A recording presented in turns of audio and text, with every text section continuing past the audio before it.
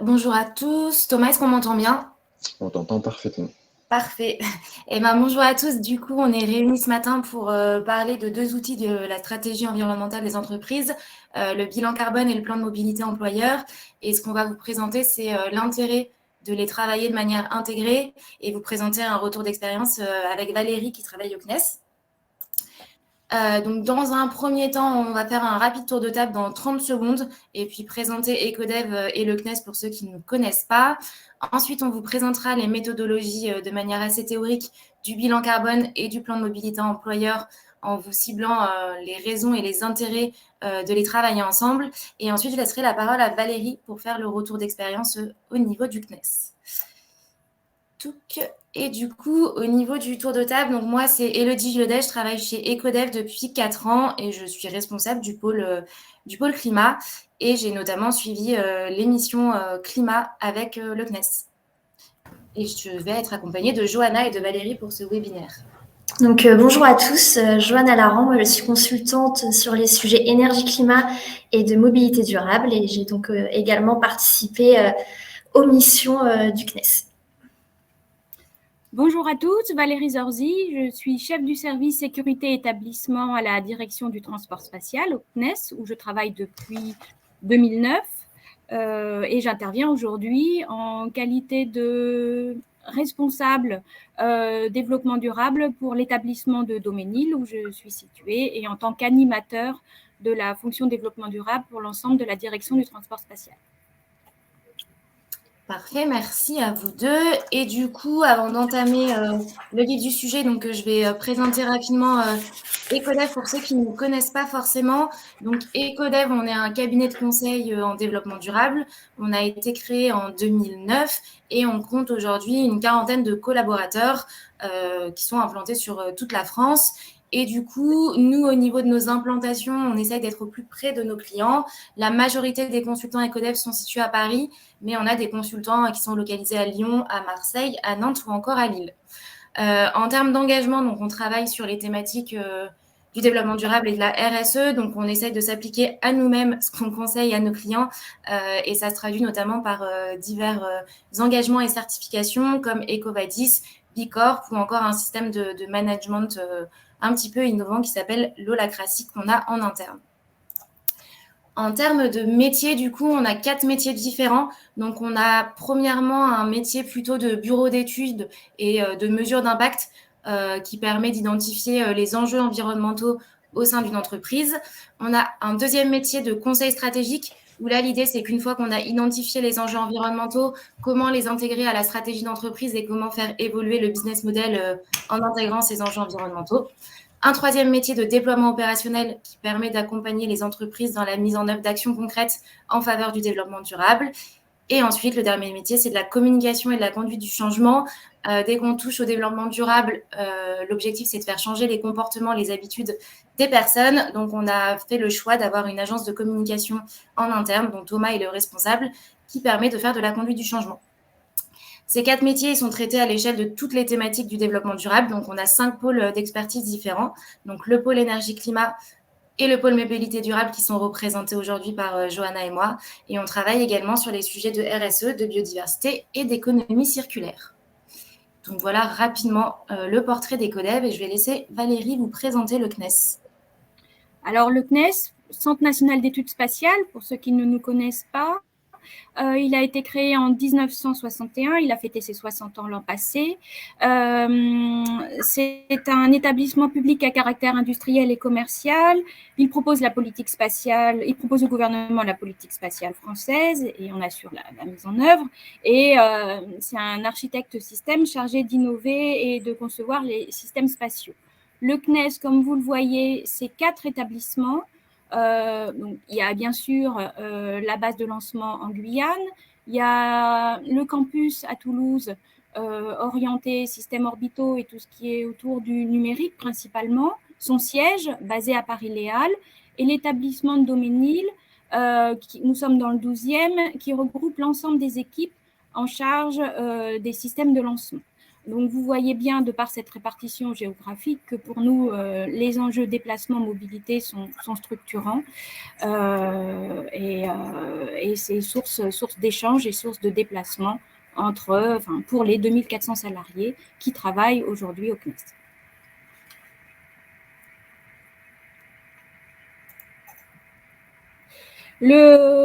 Donc le CNES s'est doté depuis mi-2019 d'une déléguée au développement durable.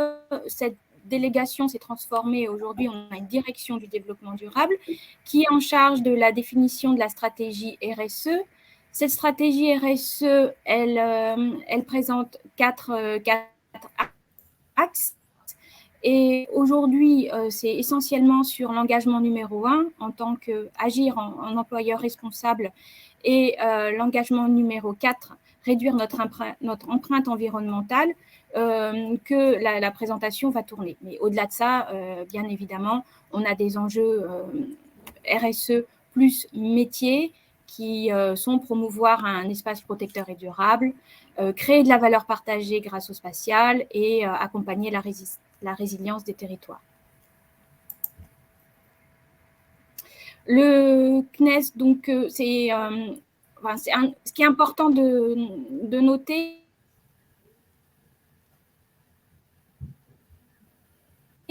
c'est qu'autour de ces sujets, dynamique qui est initiée par la direction du développement durable, mais sont fortement impliqués les établissements, donc les 4 établissements que j'ai présentés préalablement, les directions, mais aussi les salariés. On a une initiative salariée qui s'appelle Éclair, qui est aussi qui promeut un certain nombre d'actions dans le domaine et qui est porteuse d'une volonté d'agir autour de la stratégie RSE. On a démarré, alors c'est la direction du développement durable qui a initié ces travaux de réalisation d'un bilan BGS il y a maintenant un petit moment. Il a été accompagné par Ecodev également pour la réalisation de ce BGS. Suite à ce bilan, il y a un certain nombre d'actions qui ont été demandées ou initiées. Vous verrez un petit peu plus tard dans la présentation pourquoi nous, au niveau de la direction du transport spatial, on a choisi assez vite de mettre en place un groupe de travail autour des déplacements professionnels. Et puis, plus récemment, on s'est lancé dans la mise à jour des plans de mobilité, également avec Ecodev, et on les a déposés en ce début d'année au niveau d'Île-de-France Mobilité. Donc, on voit bien que c'est un processus qui s'inscrit dans la durée et pour lequel on s'est appuyé sur Ecodev pour nous accompagner. Hop, merci Valérie. Du coup, on va pouvoir rentrer dans le vif du sujet sur qu'est-ce qu'un bilan carbone, un plan de mobilité employeur et comment les déployer. Je vais essayer de ne pas parler trop vite, mais n'hésitez pas à me le dire si je m'emballe un petit peu. Avant de démarrer sur le bilan carbone, je vais faire un petit rappel de contexte parce que c'est compliqué de parler de climat sans parler du 3e rapport du GIEC qui est sorti lundi.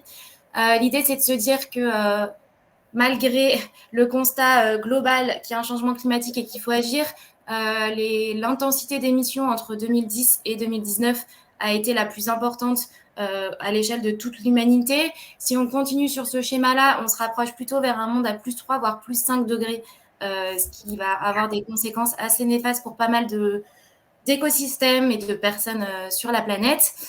Et du coup, il est important d'agir pour limiter ça. Le 3e volet là, qui est sorti lundi, malgré le tableau assez négatif que je vous brosse, a quand même une lueur d'espoir parce qu'il parle plutôt de l'action et de comment mettre en œuvre des leviers d'action en disant que c'est possible de rester sur une trajectoire à 1,5 degré d'ici la fin du siècle, mais qu'il faut agir maintenant et que notamment les 3 prochaines années sont capitales et qu'il va falloir actionner des leviers d'action comme la sobriété, la sortie des énergies fossiles et du coup pouvoir mettre les financements vers d'autres sources parce que finalement, on a suffisamment de fonds monétaires pour financer la transition écologique. Il faut juste qu'on puisse faire des choix assez stratégiques et différenciants de ce qu'on a fait par le passé pour le faire. Quand on parle de passage à l'action, tout le monde est concerné, qu'on soit individu, entreprise, organisation. La problématique qu'on a, c'est que généralement, on ne sait pas vraiment où se situent nos enjeux carbone et du coup, on ne sait pas par où commencer ni comment hiérarchiser les actions de réduction qu'on peut mettre en place. Et du coup, à l'échelle d'une entreprise, d'une organisation, le bilan carbone, c'est un outil qui est quand même assez efficace comme première étape pour pouvoir identifier les principaux postes d'émission de son activité et pouvoir commencer à réfléchir à des leviers d'action de réduction. Et du coup, le bilan carbone, c'est un exercice de comptabilité qui a été créé par Jean-Marc Jancovici et l'ADEME. Donc l'ADEME, c'est l'agence de transition écologique référente sur les sujets environnementaux en France. Cette méthode, elle a 20 ans, donc elle est quand même pas mal éprouvée par pas mal d'organisations. Et au niveau de son utilisation classique, elle permet d'estimer les émissions de gaz à effet de serre d'une activité sur un an. Il faut avoir en tête que la méthode bilan carbone, c'est une méthode qui est monocritère. Du coup, on regarde vraiment que les impacts liés aux émissions de gaz à effet de serre, donc aux impacts climatiques. On ne regarde pas forcément tout ce qui va être lié à la qualité de l'eau, à la pollution, à la biodiversité. Et elle prend en compte l'ensemble des gaz à effet de serre. Donc, on parle de CO2 généralement parce que c'est le gaz le plus émis par les activités humaines. Dans la méthode bilan carbone, on parle en tonnes de CO2 équivalent et on prend en compte l'ensemble des gaz à effet de serre qui sont émis par une organisation. Le bilan carbone, c'est une obligation réglementaire pour les entreprises de plus de 500 salariés, sauf qu'au niveau de la réglementation, les entreprises ne sont pas obligées de faire la comptabilité carbone sur l'ensemble de la chaîne de valeur. On parle de scope 1, scope 2 et scope 3. L'objectif pour pouvoir avoir une photographie la plus exhaustive possible et pouvoir mettre un plan d'action qui soit à la fois concret, opérationnel et pertinent, c'est de pouvoir travailler sur l'ensemble de sa chaîne de valeur, donc en partant des fournisseurs, de l'achat de matières premières, à l'utilisation des produits, aux clients, etc. Au niveau de la réglementation, les entreprises de plus de 500 salariés sont obligées de faire un reporting sur les scopes 1 et 2. Donc, le scope 1, ça va correspondre aux émissions directement imputables à l'entreprise, donc notamment tout ce qui va être consommation de combustible pour l'alimentation en énergie et consommation de carburant des véhicules de l'entreprise. Ça n'apparaît pas sur le schéma, mais on va aussi avoir les fuites de fluides frigorigènes dans les appareils de froid, donc, comme la climatisation par exemple. Et dans le scope 2, on va retrouver les émissions indirectes qui vont être liées aux consommations d'électricité ou de réseaux de chaleur et de froid urbains. Dans le scope 3, on va retrouver tout le reste, donc les déplacements domicile-travail, les déplacements professionnels réalisés en avion, en train, en taxi ou autre mode de transport, le fret, l'achat de biens et de services, la production de déchets, etc. La problématique, si on se cantonne au scope 1 et 2, c'est qu'on va généralement avoir 80% des émissions d'une entreprise qui se situent dans le scope 3, 20% dans le scope 1 et 2. Et quand on fait que l'exercice réglementaire, du coup, on va avoir une photographie et donc un levier d'action qui est trop peu important par rapport aux enjeux actuels. Donc, c'est mieux de faire la totalité de sa chaîne de valeur dans l'étude. Pourquoi réaliser son bilan carbone? Donc, quels sont les bénéfices pour une entreprise de réaliser son bilan carbone? Donc, c'est un petit peu le cœur du sujet. Donc, je l'ai déjà dit, mais identifier ses impacts environnementaux et les réduire, c'est l'objectif premier du bilan carbone. Anticiper potentiellement les nouvelles réglementations qui peuvent arriver, parce qu'au vu du tableau que j'ai rehaussé en introduction, l'idée, c'est qu'il va sûrement y avoir de nouvelles réglementations, que ça va se durcir sur toute la thématique environnementale. Et quand on identifie déjà ces enjeux environnementaux, qu'on pilote, qu'on suit et qu'on commence à réduire son empreinte carbone, on a déjà fait une partie du travail par rapport à des réglementations qui peuvent arriver. Par exemple, ceux qui sont soumis au décret tertiaire, à la loi L'Homme, etc. C'est pas directement lié au bilan carbone, mais si vous faites votre bilan carbone et que vous mettez en place des actions de réduction sur vos consommations d'énergie ou sur votre flotte de véhicules, vous êtes déjà plus ou moins dans les clous par rapport à ces nouvelles réglementations. Ensuite, quand on parle de bilan carbone, l'objectif, c'est d'avoir des actions de sobriété, de réduction, d'optimisation de ses consommations d'énergie, de ses achats, de ses déchets, etc. Et généralement, quand on parle d'optimisation, de réduction, ça amène une réduction également de la facture énergétique et de la facture globale de l'entreprise. Donc, ça peut être intéressant d'identifier les retours sur investissement des actions de réduction des émissions de gaz à effet de serre. On n'a pas seulement un prisme CO2, on a également un prisme financier sur ces sujets-là.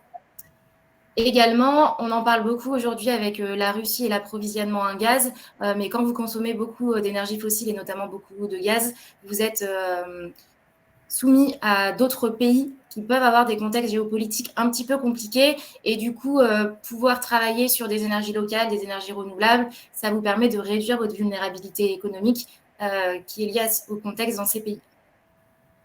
Ensuite, ça vous permet également d'identifier et potentiellement de maîtriser les risques et les opportunités du business model.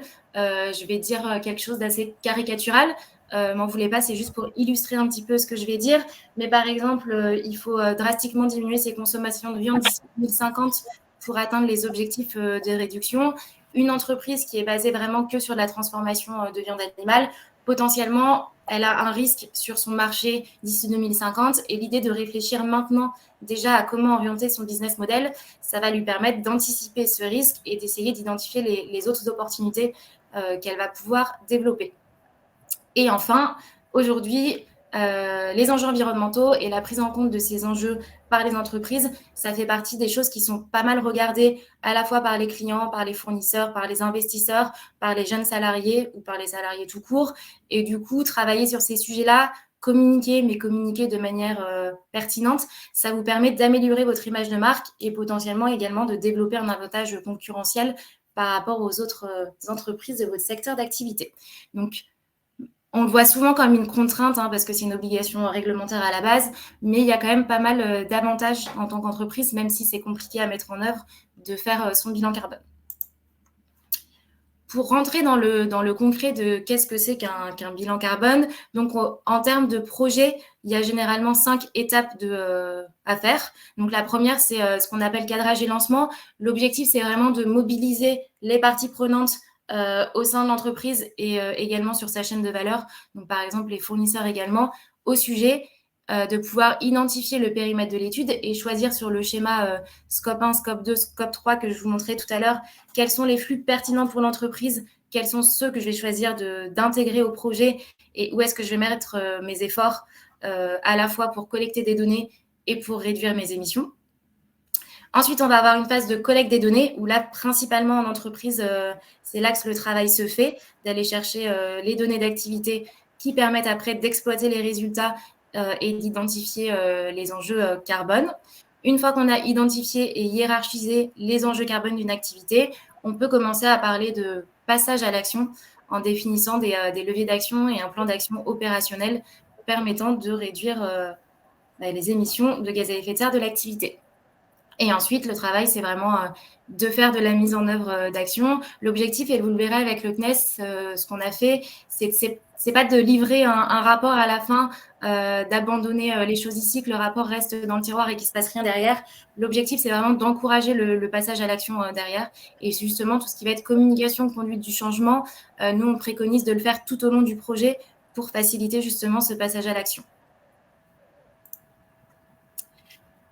Si je caricature une nouvelle fois ce que c'est un bilan carbone, on va prendre les choses très simplement, c'est une multiplication. Grosso modo, vous avez des données d'activité que vous allez collecter en tant qu'organisation au sein de vos services. Donc, par exemple, des litres de carburant, des kilowattheures d'énergie, des ramettes de papier achetés. Donc, ça, c'est vraiment des données physiques brutes que vous consommez. Pour chaque donnée d'activité, il existe un facteur d'émission. Donc, ce qu'on appelle un facteur d'émission, c'est par exemple les kilogrammes de CO2 par litre de carburant consommés qui vont être émis, les kilogrammes de CO2 par kilowattheure d'électricité qui vont être émis. Et ces facteurs d'émission, ils sont travaillés par des groupes d'experts qui sont gérés par l'ADEME et qui mettent à jour régulièrement ces facteurs d'émission. Donc, l'objectif du bilan carbone, c'est de pouvoir identifier les bonnes données d'activité sous le bon format, les multiplier par le bon facteur d'émission pour avoir derrière les émissions gaz à effet de serre qui correspondent. Comme on va parler pas mal de déplacements après, donc l'idée c'est de faire un focus sur les déplacements et sur les données que vous avez à récupérer sur le volet des déplacements. Donc on travaille le prisme des déplacements sous 3 volets. La consommation de carburant vraiment de la flotte de véhicules qui appartient ou qui est en leasing longue durée chez l'entreprise. Les déplacements professionnels qui sont réalisés hors flotte, donc soit vous allez aller chercher des données auprès d'une agence de voyage, au sein de notes de frais, où vous avez un suivi interne via un autre outil, et les déplacements domicile-travail. Et donc là, c'est vraiment les 3 thématiques qu'on va traiter au niveau du bilan carbone. La problématique, c'est que le bilan carbone, c'est pas un outil où on travaille de manière très spécifique sur le volet des déplacements. Donc, par rapport aux déplacements professionnels, si vous avez une agence de voyage, généralement, on peut récupérer directement le reporting CO2 de l'agence de voyage.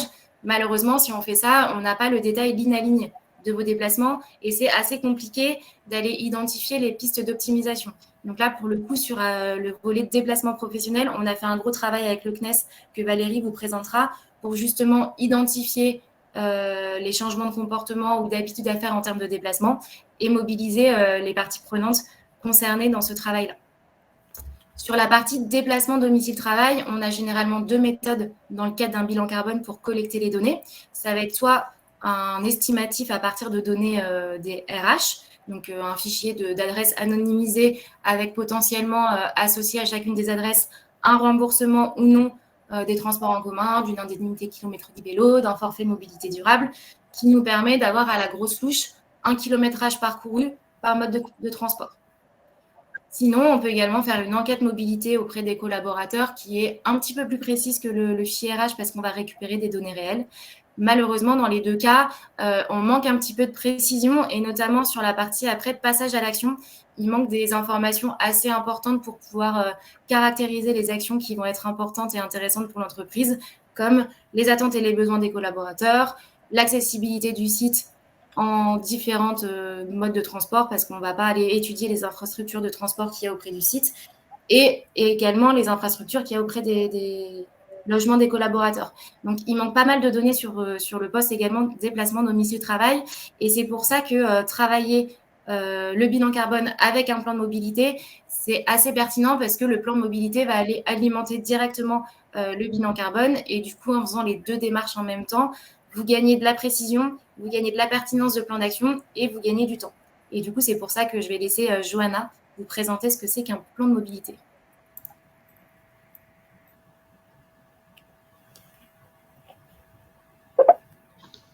Ok, tu relances ton micro, Johanna. Oui, je disais à Elodie, c'est bon, tu peux passer la slide. Alors, donc, tout d'abord, pour remettre un petit peu de contexte autour de nos déplacements, donc, quels sont les enjeux? Donc, il y a de nombreux enjeux déjà en termes de budget pour les collaborateurs, en termes de santé, mais également pour l'environnement, pour le réchauffement climatique. Donc, c'est justement le cœur du sujet du webinaire. Et donc, vous le savez, l'utilisation de différents modes de transport et plus particulièrement de la voiture a un impact. Et aujourd'hui, donc, le transport, c'est le premier secteur d'émissions de gaz à effet de serre en France, donc avec 30% des émissions nationales. Donc, je pense que ces chiffres-là, vous les connaissez, mais c'est simplement pour vous rappeler que nos déplacements en tant qu'individus ont un impact. Et notamment, le bilan carbone d'un Français, c'est environ 10 tonnes de CO2 et près de 3 tonnes sont dues au déplacement. On voit donc l'importance de ce poste. Et lorsqu'on regarde plus en détail, c'est 56% des émissions qui sont dues uniquement à la voiture particulière. Donc évidemment, la voiture est l'un des modes les plus émissifs. Donc à titre de comparaison, il est 80 fois plus que le métro en Île-de-France. Et donc on voit bien que le fait de travailler le poste de déplacement domicile-travail s'avère être intéressant en termes de périmètre pour réduire nos émissions. Tu peux changer, Elodie. Johanna, normalement, quand tu es sur le diapo, tu as la flèche. Ça sera peut-être plus simple pour toi. Mais j'ai pas... Ah si, c'est bon, je l'ai trouvé. Et donc, tous ces chiffres font prendre conscience de l'importance des enjeux autour de nos déplacements et c'est ce qui a poussé le législateur à se questionner là-dessus et notamment à demander aux entreprises de se saisir de la problématique. Donc, je ne vais pas vous refaire tout l'historique de la réglementation dans le détail, mais déjà, ce qu'il faut savoir, c'est que cette question, elle est déjà traitée depuis plus de 20 ans avec la loi LOR qui est un petit peu fondatrice sur le sujet et qui a donc créé les plans de protection de l'atmosphère.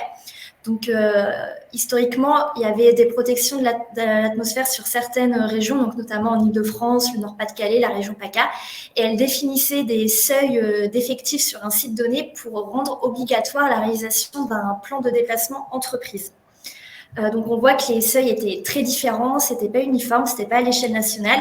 Et donc, c'est la loi de transition énergétique, donc l'article 51 en 2015, qui a décidé de rendre l'obligation nationale pour uniformiser la réglementation. Et désormais, c'était obligatoire pour toutes les entreprises de plus de 100 collaborateurs situées au sein d'un périmètre urbain. Et enfin, c'est en 2019 qu'il y a eu la révision de la stratégie nationale bas carbone, qui a donc revu les ambitions en termes de lutte contre le réchauffement climatique de la France, et notamment en fixant l'objectif de neutralité carbone. Et dans ce cadre-là, la loi d'orientation des mobilités définit les grandes actions pour atteindre cette neutralité des carbones pour le secteur du transport. Et c'est dans le cadre donc de la LOM qu'il y a eu différentes mesures, et notamment le fait que désormais, il est obligatoire d'intégrer le sujet de la mobilité dans les négociations annuelles et obligatoires sur le thème de l'égalité professionnelle et de la qualité de vie au travail. Et donc, si jamais il n'y a pas d'accord qui est déposé, alors les entreprises sont maintenant obligées de réaliser un plan de mobilité.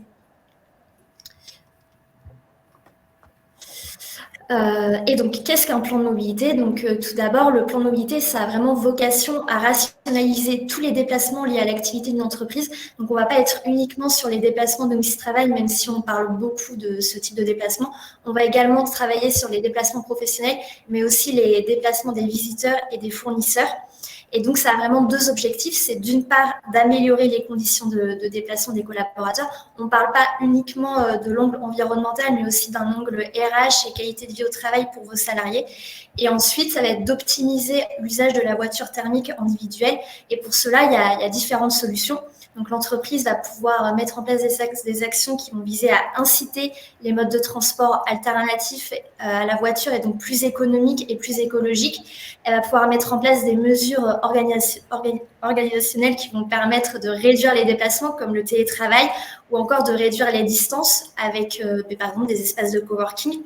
Et enfin, ça va être également en prenant en charge les frais de transport de ces personnels. Donc, on voit que le PDME constitue vraiment un outil pour se poser des bonnes questions et pour cibler les bonnes actions à mettre en place. Et parfois, il suffit vraiment d'actions assez simples, mais pertinentes pour avoir un impact. Et donc, quels sont les bénéfices pour réaliser donc son plan de mobilité employeur? Donc déjà, il va y avoir des objectifs qui vont être partagés pour les salariés et pour les employeurs. Donc pour les salariés, ça va être du gain de pouvoir d'achat. Donc la voiture est l'un des modes de transport les plus chers, d'autant plus dans le contexte actuel avec la hausse du coût du carburant. Ensuite, ça va être un impact sur la santé, car notamment le report modal vers des modes actifs. Donc mode actif, c'est tout ce qui est vélo, marche, et bien c'est faire du sport, et faire du sport, donc c'est bon pour la santé. Ensuite, il y a une amélioration de la qualité de l'air puisque les transports sont très émissifs en polluants atmosphériques. Donc, les polluants atmosphériques, ça va être les NOx, les particules fines qui sont source d'irritation des voies respiratoires, qui sont source de cancer.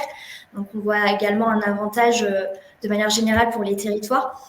Et ensuite, ça va être une amélioration de la qualité de vie au travail puisque le trajet domicile-travail est une des principales sources de stress pour les salariés. Et donc, juste améliorer les conditions de trajet, c'est améliorer la qualité de vie de vos salariés. Et donc, pour les employeurs, tout simplement, une amélioration de la qualité de vie, ça va être une amélioration de la productivité. Mais c'est également des opportunités à saisir, donc opportunités pour optimiser la flotte et réduire les coûts associés à sa flotte. C'est également l'occasion de se mettre en conformité réglementaire, donc pour les entreprises qui sont soumises à l'obligation réglementaire, mais également l'occasion d'anticiper la transition du parc automobile, puisque désormais, il y a des seuils de renouvellement en véhicules propres qui vont être de plus en plus contraignants au fil des années. Et ensuite, c'est également l'occasion de se saisir du sujet pour le dialogue social et l'engagement, puisque je le disais tout à l'heure, désormais, on est obligé d'intégrer la mobilité dans le dialogue social. Et donc, le PDME représente une bonne étude pour alimenter ce dialogue. Et enfin, Élodie en parlait également tout à l'heure, c'est une occasion d'être exemplaire et donc de communiquer sur des bons aspects environnementaux qui vont notamment permettre d'attirer des talents, mais également de conserver ses salariés. Donc maintenant, si on rentre plus en détail dans la méthodologie du plan de mobilité employeur, donc on retrouve différentes étapes. Donc la phase préparatoire qui est donc l'occasion de bien valider les objectifs et les attentes. Ensuite, première étape, ça va être l'analyse de la géolocalisation et de l'accessibilité du site. Donc la géolocalisation, c'est dans un premier temps définir une cartographie des lieux d'habitation des salariés qui vont donc permettre d'identifier les bassins d'habitation et donc plus particulièrement les itinéraires types des collaborateurs. Ensuite, il y a une analyse des flux de déplacement, donc comprendre les temps de trajet, les distances parcourues, qui vont donc permettre de définir des potentiels de captation de report de mode de report modal. Donc, potentiel de captation, c'est savoir quel est le potentiel d'utilisation du vélo, quel est le potentiel d'utilisation des transports en commun. Et enfin, l'étude de l'accessibilité du site, ça va être de comprendre toute l'offre de transport à disposition de vos salariés, donc de leur domicile jusqu'au site, qui vont nous permettre de se rendre au travail, que ce soit donc les aspects routiers, donc trafic routier, importance de la congestion, les lignes de bus, de métro, de différentes lignes de transport en commun, la fréquence des horaires, est-ce que donc les trajets sont qualitatifs ou non. Pour les modes actifs, ça va être évidemment l'importance du maillage cyclable et également sa qualité. Est-ce qu'on est sur des voies dédiées ou des voies plutôt partagées? Et donc, tout ça, ça va permettre de comprendre vraiment les potentiels d'utilisation qui vont être confrontés ensuite aux résultats d'une enquête qui va donc être diffusée auprès des collaborateurs pour comprendre les pratiques actuelles et les besoins en termes de mobilité. Donc, on va évidemment questionner les besoins et ce qui va donc permettre de vraiment alimenter le plan d'action. Et également, le fait de questionner sur les pratiques envisagées, ça va permettre de définir des objectifs de report modaux à atteindre avec ce plan d'action. Et enfin, donc, une dernière étape, la restitution. Donc, après avoir déposé son plan de mobilité, c'est évidemment de mettre en œuvre les actions, mais aussi de les suivre. Donc, les suivre, c'est suivre des indicateurs d'avancée, des indicateurs d'impact, des indicateurs de résultats et au besoin de chaque année de refondre le plan d'action ou de se définir des nouveaux objectifs. Et donc, tout au long de la mission, ce qui est très important, ça va être la communication. Donc, communication auprès des collaborateurs en amont de la diffusion de l'enquête et également après pour communiquer sur les résultats, donc leur faire un retour puisqu'ils ont participé à une enquête. Et ça va être également communication lors du lancement des actions pour animer le plus possible la démarche. Et donc maintenant, si on fait le lien avec le bilan carbone, donc en quoi le PDME est vraiment un outil à mettre au service de la réalisation de son bilan carbone. Donc comme le commençait à l'évoquer Elodie tout à l'heure, ça va permettre vraiment de fiabiliser les données sur les pratiques de mobilité actuelles. Donc, on va, d'une part, avec l'étude d'accessibilité, comprendre la situation réelle du site. Donc, quelles sont les infrastructures à disposition des collaborateurs, que ce soit sur le territoire, mais également sur le site, car avec la distance domicile-travail, c'est l'un des facteurs les plus déterminants dans le choix d'un mode de transport. Ensuite, ça va être de comprendre les pratiques réelles au travers de l'enquête, mais également les motivations et les freins. Car justement, on va avoir des personnes qui vont être sensibles à des arguments plus d'autonomie, de rapidité, et d'autres qui vont déjà être sensibles à des arguments environnementaux. Et c'est le genre de choses qu'on va pouvoir mobiliser pour inciter au report modal. Et ensuite, c'est également fiabiliser les résultats de l'enquête, car dans le cadre du bilan carbone, on peut diffuser une enquête, mais ce qui va manquer, ça va être de tester sa représentativité avec plus des données RH. Et donc, notamment, l'analyse de la géolocalisation permet de tester la représentativité et de s'assurer qu'on peut extrapoler les résultats de l'enquête à l'ensemble de vos effectifs. Et donc ensuite, deuxième avantage, ça va être que ça va vraiment guider l'élaboration du plan d'action, car on va comprendre les besoins et les attentes des salariés, on va comprendre les pratiques envisagées, donc à quel point les collaborateurs sont prêts à changer leurs pratiques de mobilité, et pouvoir donc définir des objectifs de report modaux. Et ça va être également l'occasion de questionner sur les actions qui sont les plus plébiscitées par les salariés pour comprendre les leviers que vous pouvez mobiliser pour y parvenir. Et ensuite, vous allez donc pouvoir calculer les réductions d'émissions de GES associées à ces objectifs de report modaux qui vont donc également alimenter le plan d'action du bilan carbone. Je vais maintenant laisser la parole à Valérie qui va donc nous faire le retour d'expérience du CNES. Oui, merci. Alors, je tiens juste à signaler que mon ordinateur m'annonce qu'il va redémarrer pour des mises à jour. Donc, vous ne vous inquiétez pas si je disparais. J'espère que ça ne sera pas très long. Je vous laisserai répondre aux questions en suspens le temps que ma machine puisse se reconnecter. Alors, donc, le BGS qui avait été réalisé au niveau du CNES a montré que le CNES avait ça présente le podium, on va dire, des consommations au niveau du CNES. Comme vous le voyez, en premier lieu, tout ce qui est aspect énergie, en deuxième, les déplacements professionnels et en dernier, les déplacements domicile-travail. Le fait que ce soit l'énergie qui soit le plus gros poste de consommation, rien d'étonnant pour notamment la base en Guyane et pour le campus à Toulouse, vu la taille des infrastructures et puis aussi, on va dire, l'ancienneté de ces infrastructures qui font qu'elles ne sont pas forcément très performantes. Donc, sur cette photographie CNES, il y a eu des déclinaisons au sein des différents établissements et on voit que pour Daumesnil, le classement n'est pas le même. Le plus gros poste de consommation, ce sont les déplacements professionnels et en deuxième, l'aspect énergie et puis en dernier, les déplacements domicile-travail. Donc, ça pique tout de suite quand on voit ce pourcentage de consommation en termes de déplacement professionnel. Ça a interpellé le directeur et donc, du coup, il a été demandé de manière rapide à mettre en place un groupe de travail pour regarder comment on pouvait améliorer et diminuer ces émissions en lien avec les déplacements professionnels. Là, on vous a mis la photo de l'établissement Daumesnil. Il y avait également d'autres podiums qui avaient été mis en place sur différents projets et les projets qui étaient conduits par la direction du transport spatial arrivaient également en pole position en termes de déplacement professionnel. Encore une fois, il n'y a pas de critique derrière ces bilans, c'est juste des constats et comme l'a dit Élodie tout à l'heure, c'est un moyen de pointer du doigt sur les principaux postes et donc du coup d'enclencher des plans d'action pour améliorer ce qui est le plus gros consommateur. Effectivement, il ne faut pas s'attaquer aux choses faciles, il faut essayer de s'attaquer véritablement aux activités qui sont les plus grosses consommatrices et sur lesquelles on doit trouver des leviers.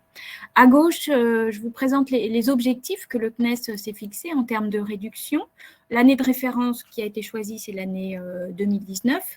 Et là, les objectifs, c'est pour l'année 2030, donc moins 25% d'émissions liées au déplacement professionnel, plus 30% de report pour les trajets domicile-travail sur les mobilités actives, et puis une augmentation de 20% sur les banques de recharge sur les différents établissements. Donc, je vais vous présenter le premier chantier qu'on a lancé, qui était le groupe de travail sur les déplacements professionnels. Donc, ce groupe de travail, il est arrivé aussi au moment où on a dû changer nos manières de travailler, on va dire, grâce à la crise sanitaire qui a fait qu'on s'est retrouvé coincé, on n'a pu plus se déplacer. Néanmoins, il a fallu continuer à faire avancer nos projets. Et puis, finalement, on s'est rendu compte que on arrivait à faire des choses sans forcément se déplacer systématiquement. Et donc, du coup, la volonté du directeur a été de dire il faut profiter de cette crise pour trouver des solutions et pour pas que ça reparte de plus belle une fois que la crise sera passée et qu'on revienne comme avant. On se rend compte qu'on peut faire autrement et donc essayons de capitaliser sur ces nouvelles manières de travailler pour les inscrire dans la durée. Donc, on a créé un groupe de travail. J'ai été mandatée pour animer ce groupe de réflexion et j'ai proposé de nous appuyer sur Ecodev qui avait déjà, comme expliqué précédemment, récupérer les données de notre agence de voyage pour réaliser le bilan au niveau Grand CNES. Donc, on a lancé le groupe groupe de travail avec un accompagnement d'Ecodev. On a récupéré l'ensemble des déplacements, des données liées aux déplacements auprès de l'agence de voyage qui avait concerné la direction du transport spatial pour une année donnée. Et puis, on s'est mis à mouliner ces données. Ce qui est important, au niveau du groupe de travail, ça a été d'associer des représentants des différentes sous-directions, des représentants des acteurs, enfin des entités qui se déplaçaient, pour les associer à la démarche. Donc, ce n'était pas purement une analyse, on va dire, théorique ou environnementale, c'était aussi une réflexion sur les manières de travailler.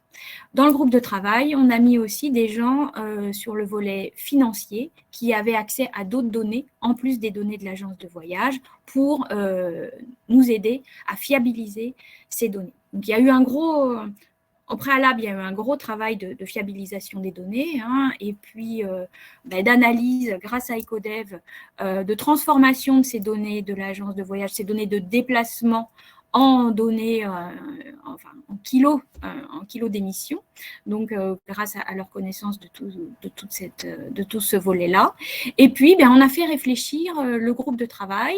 Alors, pour rien vous cacher, au début, c'était un petit peu coincé, dans la mesure où les gens ne se déplacent pas par plaisir, les gens se déplacent parce qu'ils en éprouvent le besoin. Et donc, il a fallu triturer ces données de l'agence de voyage pour essayer d'en extraire ou de démontrer ou d'essayer de trouver des pistes qui permettent de diminuer cette volumétrie de voyage. Donc, essayer de montrer qu'il y avait peut-être des fois où on se déplaçait peut-être un peu trop souvent ou un peu trop longtemps ou avec un nombre de personnes un peu trop élevé. Et donc, le groupe de travail, il s'est étalé sur plusieurs mois avec des allers-retours avec Ecodev au niveau de la manipulation, de l'analyse des données pour essayer de présenter les choses, de le regarder sous différents prismes, et puis des réflexions, des propositions d'interview aussi auprès des salariés qui avaient été caractérisés à travers les analyses comme étant des gros voyageurs pour essayer de les interviewer et de trouver avec eux des pistes de réduction. Au-delà de ce démarrage un petit peu, on va dire, difficile, finalement, il y a eu un débat très constructif. La complémentarité entre l'expertise d'Ecodev et la connaissance métier, je pense que c'est la combinatoire des deux qui a vraiment été qui a été le facteur de succès de ce groupe de travail. On est sorti au bout de plusieurs mois avec des propositions d'action et on a traduit ces actions en une charte de bonnes pratiques qu'on a ensuite pu présenter aux différents salariés, qu'on a affiché sur lequel on a communiqué au sein de la structure. Donc, cette charte de bonnes pratiques, là, elle est peut-être un peu petite pour que vous puissiez la lire, mais elle propose 4 pistes d'action. La première, c'est de fixer un nombre maximum de participants aux réunions. Je regarde, je me suis pris mon exemplaire pour pouvoir plus facilement lire les pistes d'action. Donc, c'est fixer un nombre de participants par réunion. Dans le cadre des chronologies, alors ce qu'on appelle les chronologies, c'est ce qui préside au lancement. Et en fonction du type de lanceur, il y a une liste de participants qui est définie. Et donc, on doit s'assurer que seuls les participants identifiés se déplacent pour ces lancements. On a aussi identifié qu'on pouvait, en fonction des phases de vie des projets, adapter les déplacements, probablement quand on ne connaît pas bien les acteurs, quand les acteurs ne se connaissent pas bien, quand il y a des problèmes vraiment à détricoter, là, il est nécessaire de se déplacer, mais pour du normal work, pour de l'avancement, il est possible de faire les choses à distance. Et la dernière piste, c'était de fixer pour les aspects, on va dire, fonctionnement, un nombre maximum de déplacements par an et par salarié. Donc, voilà les 4 pistes sur lesquelles on s'est mis d'accord et donc il y a eu un véritable consensus au sein de ce groupe de travail. Donc, on ne va pas s'arrêter là. Donc, cette charte, la crise fait que la crise dure, fait que finalement la vie d'avant n'a pas vraiment repris. Donc il est difficile aujourd'hui. Alors, on constate que le nombre de déplacements a significativement baissé, mais difficile de savoir si c'est grâce à la charte, probablement un peu, ou si c'est la crise sanitaire qui verrouille encore les choses. Quoi qu'il en soit, il a été prévu, et là on revient au niveau Grand NES, de faire un bilan des déplacements en s'appuyant sur une nouvelle agence de voyage et des données fiabilisées pour vraiment mesurer l'efficacité de toutes de ces actions, et en particulier le groupe de travail qui a été fait au niveau de la direction du transport spatial. Quoi qu'il en soit, ce groupe de travail, il a permis de se poser des questions, il a permis de sensibiliser aussi tout le management à ces enjeux de déplacement, et les salariés savent aussi qu'on a accès aux données et que on peut revenir, refaire une opération un peu équivalente, et donc ça a sensibilisé l'ensemble des parties prenantes, et on espère que le bilan qui sera effectué, je pense, en 2023, montrera que tout ça a été positif. Voilà pour le GT sur la partie analyse mission. Et puis, bon, c'est en 3e position sur le podium que je vous présentais précédemment. Sur l'énergie, il y a d'autres actions, hein, ne vous inquiétez pas, il y a d'autres chantiers en cours, mais on a choisi aussi, là, et c'est conjointement avec le siège, qui a à la fois une volumétrie en termes de salariés et une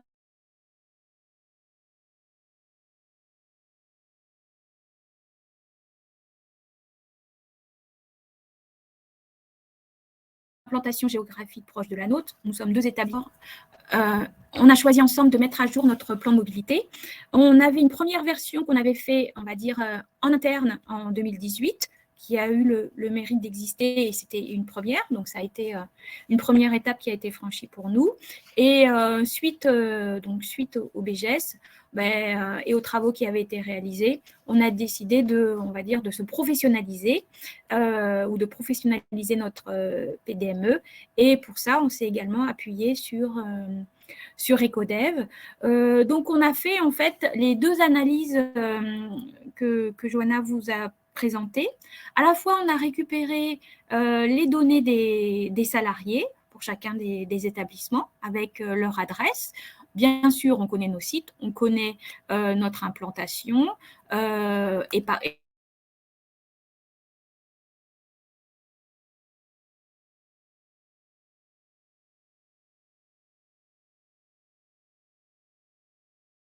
et notamment toutes les facilités de travail.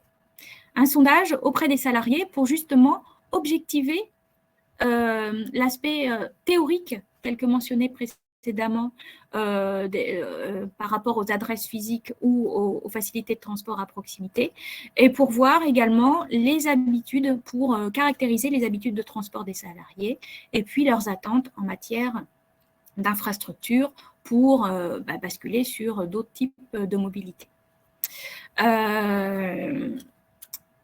Donc là, ça a été vraiment plutôt un travail entre nous et Ecodev. Il y a eu le sondage, bien sûr, auprès des salariés, mais ça a été, on va dire, moins intrusif que n'a pu l'être le groupe de travail dont j'ai parlé précédemment. On a eu un bon taux de réponse au sondage.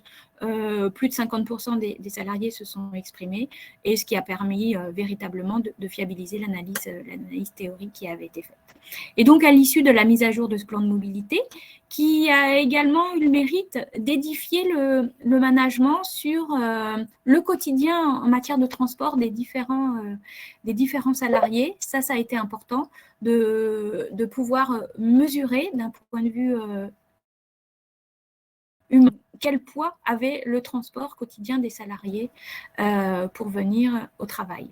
Il faut savoir que l'établissement de Daumesnil était préalablement basé à Évry, et donc du coup, il y a eu un déménagement qui s'est opéré il y a une dizaine d'années, et on a pu à travers ça aussi comprendre combien ce déménagement continuait à peser dans le quotidien des salariés.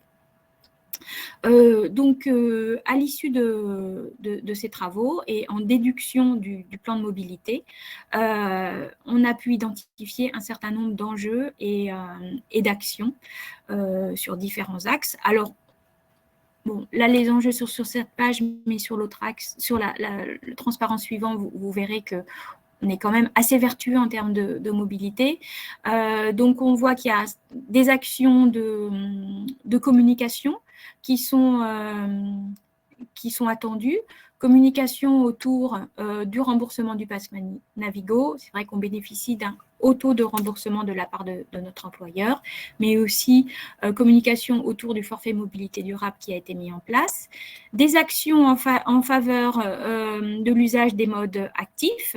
Donc, on a des petites installations pour permettre aux gens de garer leur vélo, mais autour de ce sujet des mobilités actives, on doit pouvoir encore faire mieux.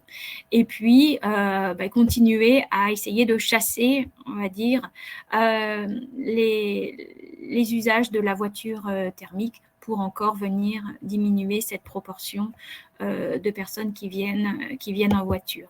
Et comme vous le voyez sur ce slide, on a déjà un taux de recours au transport en commun quand même significatif, 79% et 12% en mobilité active et une très faible proportion de personnes qui viennent en voiture individuelle. Mais ce plan d'action doit nous permettre d'aller encore plus loin et notamment de favoriser les mobilités actives. Donc là, il faut communiquer auprès des utilisateurs, les inciter. Et puis aussi, il faut que nous, on mette à leur disposition des infrastructures qui leur facilitent le recours à ces mobilités actives. Voilà ce que je voulais vous présenter en termes de retour d'expérience nous concernant. Merci Valérie. Du coup, on va passer au temps de questions-réponses. On a assez peu de temps. L'idée, c'est de pouvoir quand même vous libérer à 10h. Donc, les questions auxquelles on n'aura pas répondu, on reste à votre disposition pour y répondre. On a répondu avec Johanna à certaines questions directement par écrit dans l'encadré questions. Donc, n'hésitez pas à regarder si vos questions y sont. Du coup, une première question, c'est à quelle fréquence l'enquête domicile-travail doit-elle être faite? Si je prends la question d'un point de vue bilan carbone, l'objectif du bilan carbone, c'est que vous pouvez le suivre annuellement. Vous n'êtes pas obligé de faire une enquête domicile-travail annuelle, sauf s'il y a des changements un petit peu structurels d'organisation, type déménagement dans votre entreprise. Mais du coup, l'idée, c'est plutôt de pouvoir le faire, j'aurais tendance à dire tous les 4-5 ans, à l'occasion du renouvellement légal du bilan carbone. Mais je ne sais pas si toi, Johanna, sur la partie plutôt plan de mobilité, tu as une réponse un peu différente. Alors, pour le plan de mobilité, il n'y a pas d'obligation de refaire une enquête. En revanche, si vous souhaitez suivre l'impact qu'a le plan d'action sur les pratiques de vos collaborateurs, ça peut être intéressant de refaire plutôt une mini-enquête annuellement pour suivre l'avancée annuelle et ajuster aux besoins les actions. Donc, il n'y a pas d'obligation à proprement parler. Vous pouvez choisir la fréquence. Ça peut être tous les ans, tous les 2 ans, tous les 3 ans. Ensuite, du coup, pour réaliser les négociations, n'est-il pas indispensable de réaliser le plan de mobilité employeur? Sans sa réalisation, comment vous pouvez proposer des mesures réfléchies? Pour toi, Johanna, j'imagine. Alors, pour réaliser n'est-il pas indispensable? Alors, donc, justement, généralement, les négociations ont lieu sans plan de mobilité employeur. Et si jamais il n'y a pas d'accord qui est trouvé, alors l'entreprise se trouve dans l'obligation de réaliser son plan de mobilité employeur. Et du coup, généralement, ça peut être un outil mobilisé pour justement alimenter le sujet, trouver des arguments en amont de ces négociations. Mais il est vrai que ce n'est pas indispensable et ce n'est pas obligatoire de le faire avant les négociations. Parfait, merci. Une question plutôt pour Valérie. Est-ce que au niveau du CNES, le télétravail est également intégré dans le plan d'action? et la non-mobilité valorisée? Alors, au niveau du CNES, on a un accord télétravail. On avait préalablement droit à 1 jour de télétravail et cet accord a été mis à jour à la fin de l'année 2021. Désormais, on a la possibilité de télétravailler 2 jours par semaine. Donc oui, le télétravail fait partie des axes permettant de limiter à la fois la fatigue et à la fois les transports quotidiens. Aujourd'hui, en termes de statistiques, il y a un suivi statistique sur le recours au télétravail, il y a quand même encore une grosse proportion de personnes qui ne l'utilisent pas, qui occasionnellement vont pouvoir y recourir en cas de grève ou en cas de difficultés personnelles, mais c'est pour une grande partie des gens encore pas systématiquement utilisé. On va dire que c'est un tiers qui font 2 jours, un tiers qui font 1 jour, et puis un tiers de personnes qui n'y recourent pas. Donc, il y a aussi, sur ce volet-là, une démarche incitant les gens à profiter pleinement de cet accord télétravail, effectivement. Ok, merci. Ensuite, je vais prendre une question à laquelle j'ai répondu sur les aides. Pour information, sur la partie bilan carbone, l'ADEME avait des aides dans le cadre du tremplin ADEME jusqu'à fin 2021. Il y a la BPI, je vous ai mis le lien dans le chat, qui propose des aides dans le cadre d'un bilan carbone fait par le DIAC Décarbonation, qui permet aux PME, ETI de moins de 500 salariés qui n'ont jamais fait de bilan carbone d'être financés. Et également, en Ile-de-France, vous avez la CCI qui propose des accompagnements financiers pour bilan carbone, plan de mobilité.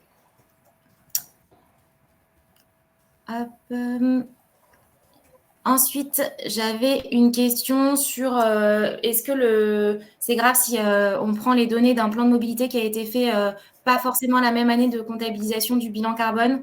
Non, c'est pas grave, vaut mieux avoir des données précises qui correspondent toujours à la réalité de la mobilité des salariés. Donc là encore, s'il n'y a pas eu de déménagement, que vous avez fait une enquête mobilité en 2019, que vous faites votre plan de mobilité, enfin votre bilan carbone sur 2020, vous pouvez, et c'est conseillé de reprendre plutôt les données précises de 2019 plutôt que de prendre des données qui n'existent pas et qui seraient imprécises sur 2020. Hop. Ensuite, hop. Quelle est la différence entre les discussions pendant les NAO et la réalisation du PDME? Qu'est-ce qui est en plus et quelles sont les contraintes?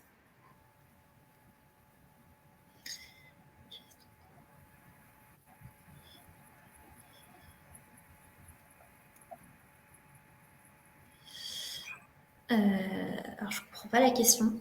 Quelle est donc la différence entre les discussions pendant les NAO et la réalisation d'un PDME? Eh bien, Monsieur Formentin, je vous invite potentiellement à nous envoyer un mail ou à nous contacter par téléphone. On vous répondra peut-être en ayant un échange qui permettra de clarifier votre demande. Nous, de notre côté, ce sont des démarches indépendantes, en fait. On va dire qu'il y a les négociations qui sont animées par la direction des ressources humaines. Et puis après, les plans de mobilité, ils sont plus, on va dire, à l'initiative des établissements dans le cadre de la démarche développement durable des établissements. Et bien sûr, en y associant la direction des ressources humaines également. Mais en tout cas, c'est